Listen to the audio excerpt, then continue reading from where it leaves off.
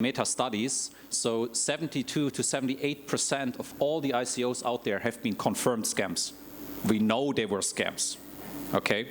Now from the remaining ones, so I'm in blockchain now since 2015, I read a bit more than 200 white papers. Only a handful of them convinced me that they actually require a token economy to deliver the value they promise in the white paper. So I think the very first thing we as practitioners need to do, we need to challenge ourselves. Hey, am I using blockchain because it's hype?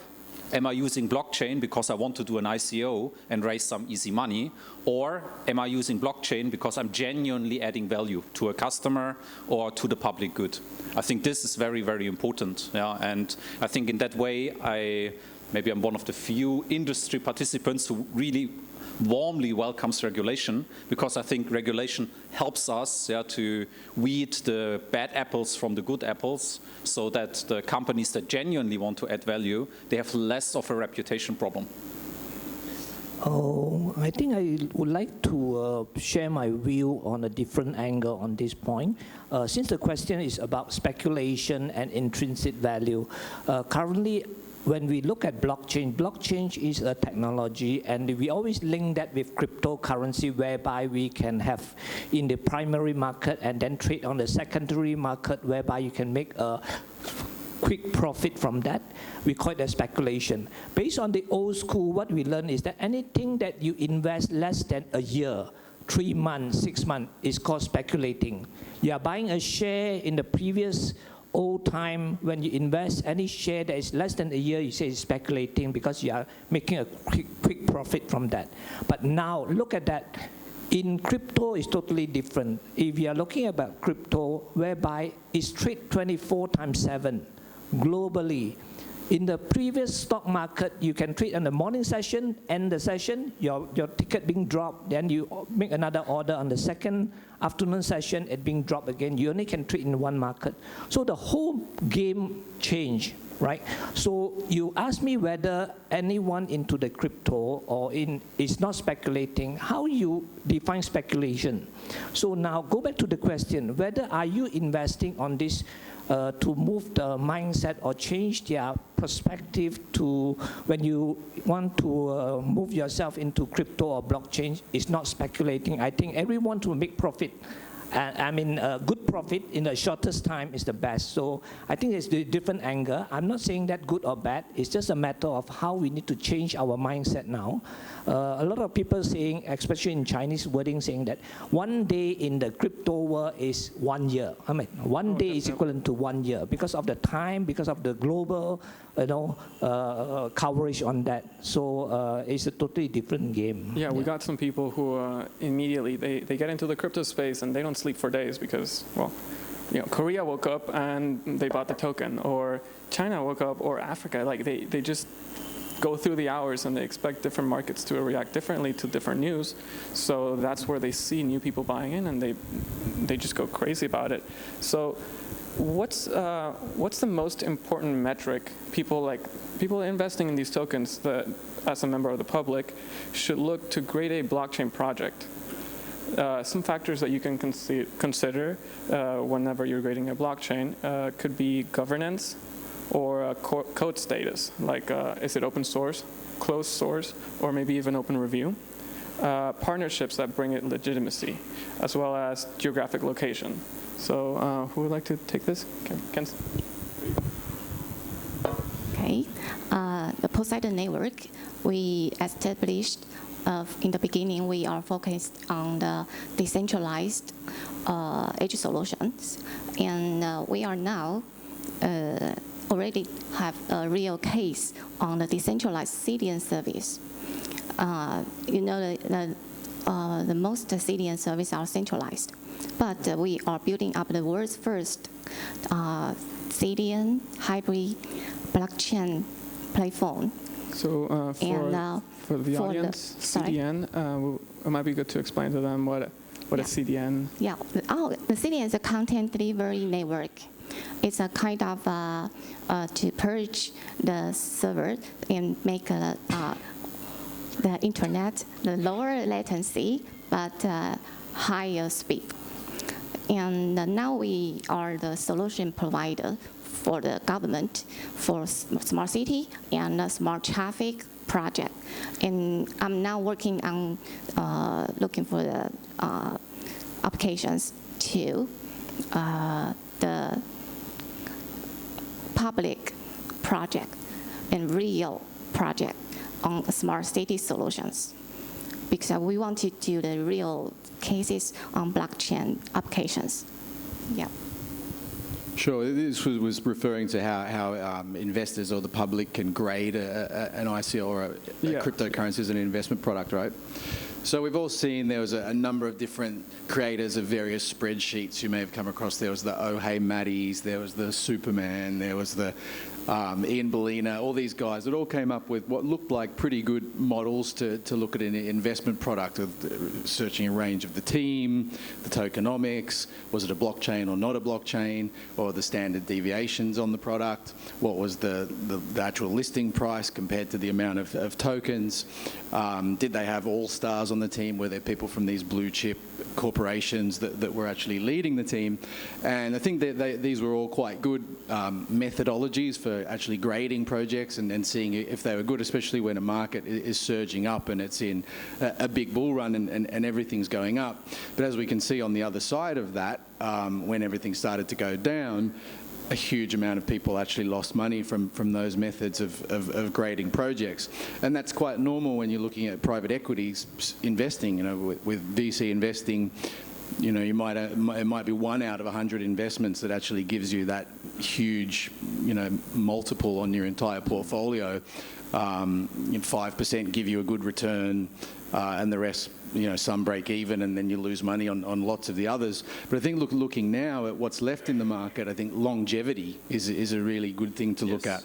How long has the project been around? Are they continuing to innovate? Are they doing what they said they were going to do? And further to that, speaking to a representative from Dash last night, the partnerships that they're bringing in, are these partnerships actually focused on creating real value for real communities and bringing real people to the network with real use cases again, which is what I would sort of come back to. Building on what you just said, Josh, I think that's good. So I would ask myself 3 questions if I should invest in a certain crypto. And one is, in summary of your statement, would I buy equity in that company, yes or no? Right? If the answer is no, then also don't buy their token, right? I think the second is there real utility to that utility token they are selling to you? Is the business model possible without the token? Because if the answer is yes, what might happen, there's very fast another company out there that does the exact same thing without requiring people to go to crypto exchanges and buy tokens, okay? Which the vast majority of human beings are not able to do. Okay, so I think that's the second question I would ask myself. And the third question I would ask is, does this company require a trustless, decentralized environment for their business model? If the answer is no, then most likely they don't even have a use case for blockchain, which brings me back to question 1.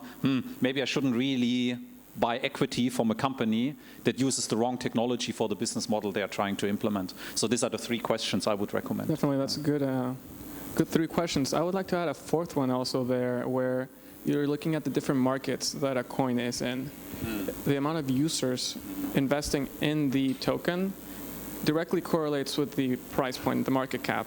So going to a smaller token with a lesser user base, but an equally high usability rate, tokenomics, a proper team, even looking at the project pages is important. But markets and the users that are on the platform are going to directly affect how your investment performs. We're going to jump a little bit into safety and security. So how can the public know the difference between a legitimate project versus a scam project? What are some key things that you look at when you say, it makes sense to look at tokenomics, but someone might tell you this project is great, the white paper is solid, but they might have paid someone $20,000 to just write that up for them, and suddenly they disappear. How can you tell?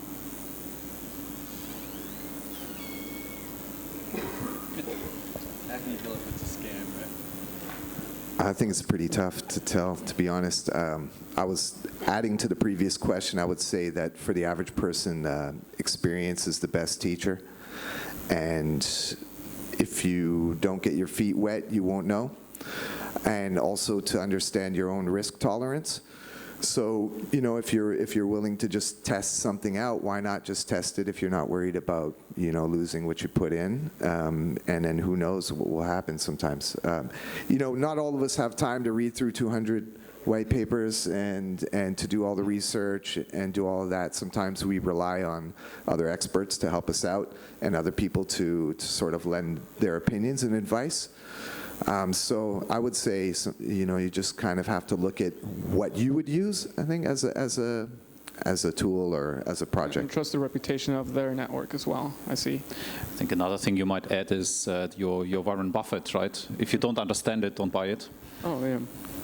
Well, again, I think I have different opinion on assessing based on the question posed. How do you know that the blockchain or the ICO or the white paper is a genuine and not a scam? I think same thing apply when you want to invest in anything. You will try to read as much as possible. The information, the more information you have, the better. For example, if you are investing in a share, you read. Do any one of you really read the whole prospectus, like 100 of pages, or the fine print there? No, same goal. But the problem is that when ICO arise, whereby you can, between the 30 days or 5 to 30 days with a few pages of white paper, you can raise the money. And it's decentralized. That means anyone can raise a fund because they have the idea or concept what they want to use the fund for, and it can become millions of dollars. And what they need to put is a white paper. Now the problem is, how can you recognize or come to know that this is a scam? This white paper is not going to work.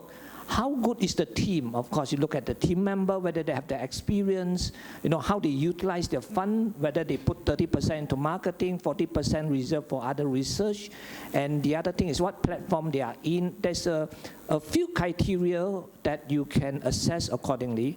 But what happened, I think, is the crypto and the ICO, progress too fast, whereby in 2016, 2017, it suddenly boom. Everyone issue an ICO and raise fund, and all this scam coming in, right? A lot of people without any idea say, I can, between the 5-10 days, just with 30 pages of nice photograph and names and things, they can raise tremendous fund, and they don't want to implement the project. The reason is also linked to my second point. When you raise an ICO for the funding of 2 million, for example, what you want to achieve to get your project implemented, am I right? And you make profit from the project and you return to the investor. That's a very basic thing. The problem is when, during the 2017, when I raised 2 million, and before I just need 2 million, but before I start my project, the share, this token that I issue is valued 4 million. Do you think I still want to implement the project? I already make gain. Same go for the investor. Investor, I buy $1, now it's $2. Do you push for the project to be implemented? You're not keen on that. Your interest is the return. I already gain. Why should I push for the project to go live? Don't go live is okay for me. There's no initiative anymore. So the whole the game totally different. That's why certain countries saying that I want to ban the ICO. It's too easy to raise the fund, and also is a lot of scam happening. So now all the countries regulated. I think everyone learned from that. It's a very good lesson, and like I think Jason have mentioned. You need to really touch the water. You need to wet yourself and learn from that. I also believe that just now Simon mentioned, maybe 90% of the ICO previously raised is a scam. It failed. When the market crash, it failed. All these projects fail. You bring up a really good point there. And teams are, the basis of every project. But looking at how the team governs itself, that's something that really matters. And this question goes to Kenzie. How does your team manage governance? A lot of companies do DAOs, distributed autonomous, then people vote. Other companies have a board. You know, typical companies with the SEC do boards, but what does Poseidon Network do? So I think everyone must have curious about how can Poseidon Network become a solution provider to the government. To be honest, I was in traffic field for 3 years, and my customers are all government. So it's very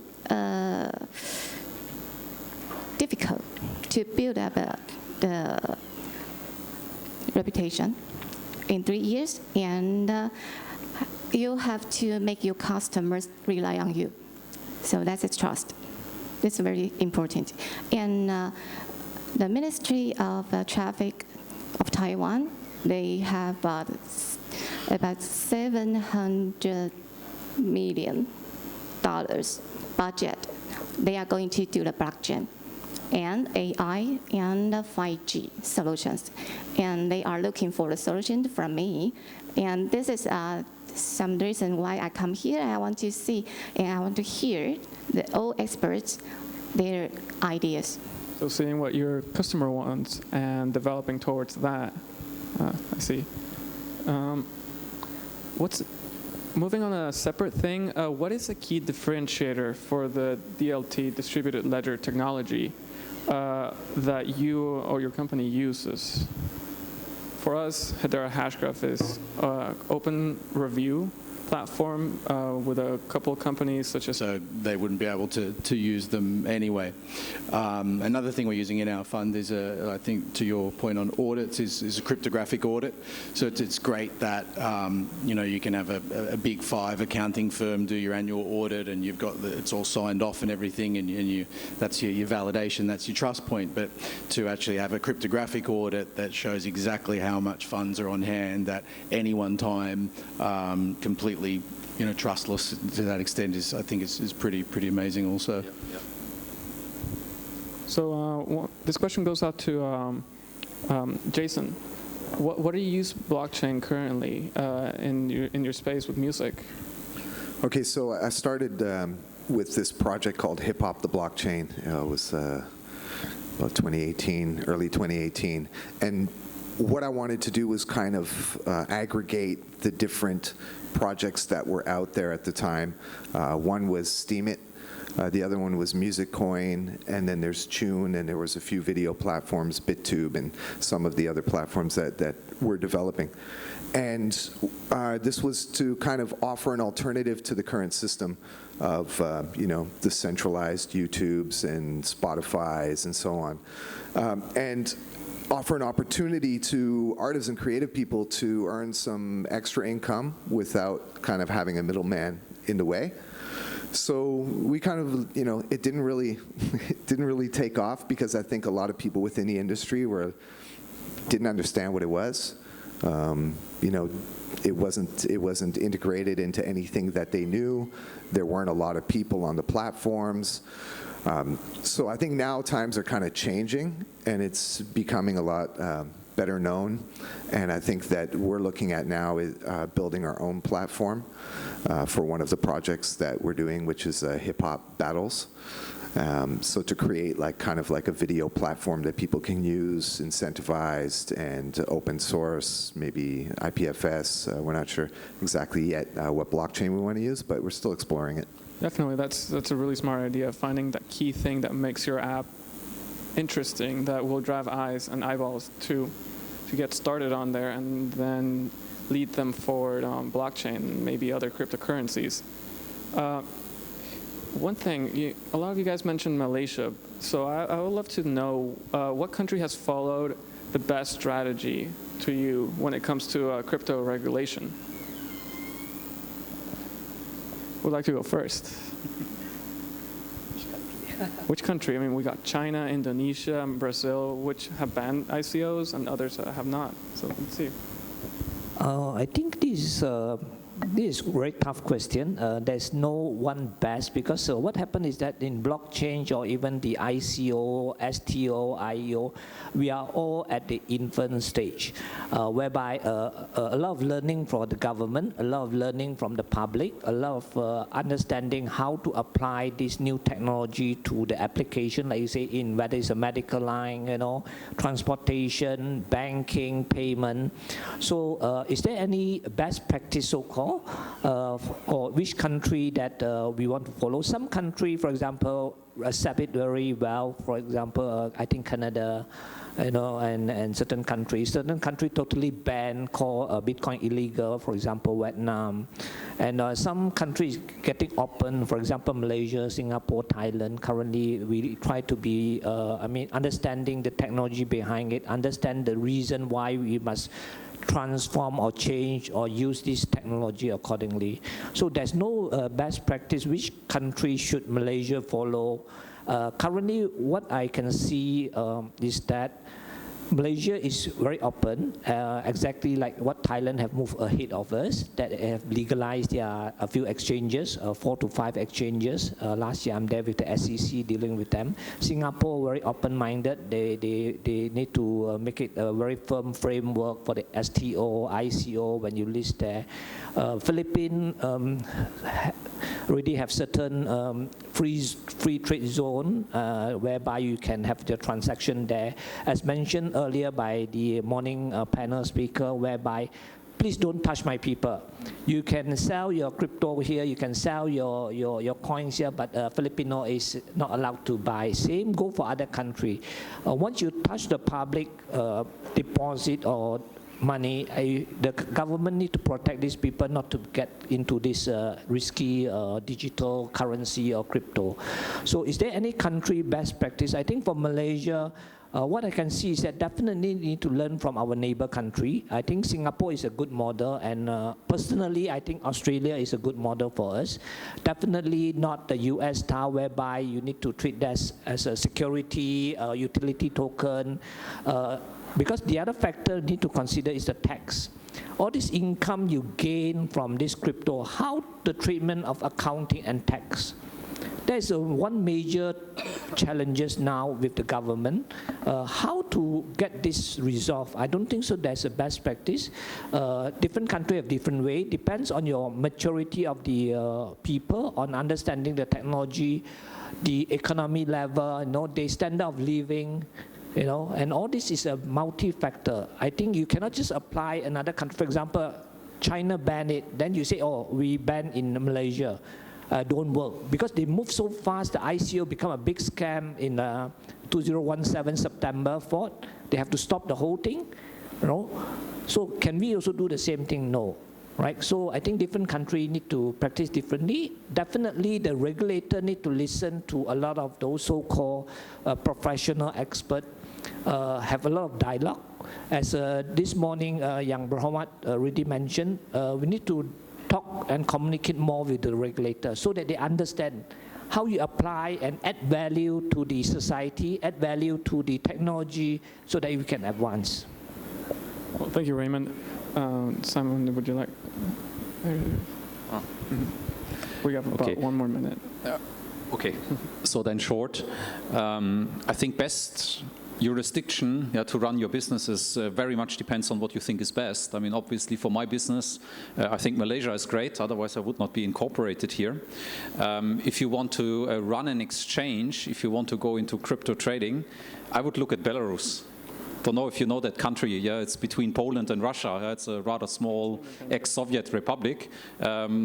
But they have a very progressive crypto regulation, so they run a few exchanges there already. So I would look at that if I would be interested in that space. Very interesting around that point of trading, because a lot of people tend to Belarus or Cayman or Malta or these sorts of jurisdictions. Actually, amazingly, in the UK, you can get a limited partnership set up for, I think it's 40 quid or 80 quid or something like that, which is completely limited liability. You can get a investment advisory license loaned to you. You can actually lease one off another investment advisor, and then you can set up, say, a BVI or a Belarus company as the the actual owner of that company, and pretty quickly with a few $1,000s you can actually be a licensed investment advisory in the market. So that's just a little bit of a hack if you want to get into investment advisory. Awesome. So keep in mind Malaysia, Singapore, and Belarus. So ultimately, I think we're closing up on this panel. Things to keep in mind when grading your blockchain or project. Look at the governance. Who's the team made up of? Are there industry professionals? Is their network reputable? The code status. Can you see their code? Frankly, if you can't see their code, how can you trust that it's functional? Partnerships. Are they partnering with Visa or some small shop that's a single store? That will really balance out in the end of the day, because the volume will speak. And the geographic location, as you can see, some projects may not fare well in their countries, and they may need to move jurisdictions. So with that, this concludes our panel, and thank you guys for listening.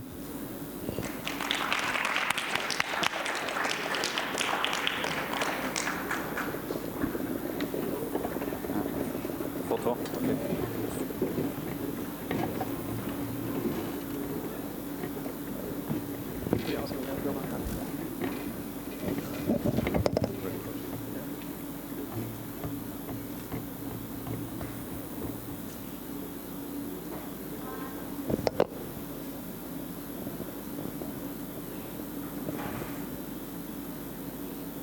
Okay, wait. Okay, another one. Camera. Okay, 1, 2, 3. Okay, one more.